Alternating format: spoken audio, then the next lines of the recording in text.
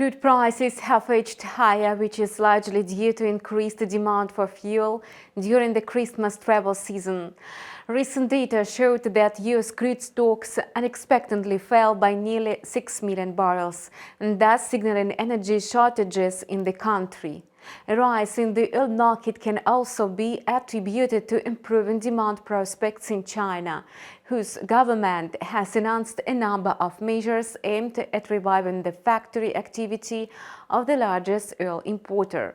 As for the issue around supply, the market is gripped by anxiety.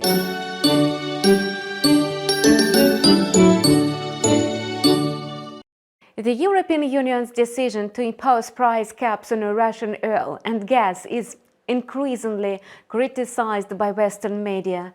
According to the article, such a drastic step may have harsh consequences for the global energy market.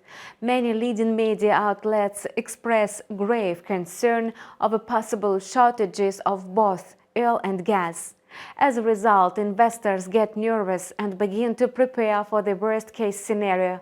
This, in turn, contributes to a rise in oil prices, albeit modest. However, the situation still depends on Russia's retaliatory measures, so, while there is no official response, the market is unlikely to see major changes. Yesterday, Brent crude oil futures added more than 2.5%.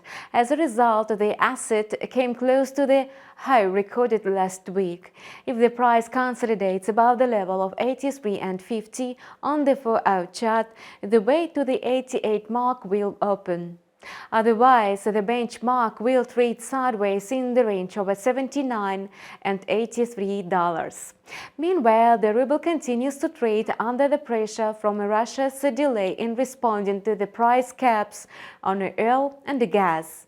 This makes market participants think that the Kremlin has actually come to terms with the restrictions placed by Western countries. This means that in response to Russia's inaction, the European Union and the United States will only intensify pressure. This fact puts both the Russian economy and its national currency at risk. Against this background, the dollar's rally to 75 rubles cannot be ruled out.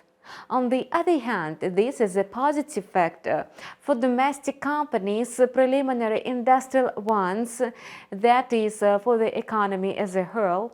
However, the situation may change dramatically as soon as the Kremlin provides its response to the price cap. Like the foreign exchange market, gold appears to be stuck in a tight range after gains posted at the beginning of the week, and this comes as a no surprise, as the macroeconomic calendar is bereft of any important releases that could have a severe impact on the market. Thus, there is a likelihood that the yellow metal will enter this year near current levels unless something changes next week. To resume its bullish run, the quote needs to consolidate above the level of 1,825, at least on the 4-hour chart. In this case, gold will have a chance of rising to 1,850. Otherwise, the metal may bounce back down and settle below the $1,800 mark. And that's all for now. We wish you profitable deals. See our channel with a new video in a couple of hours.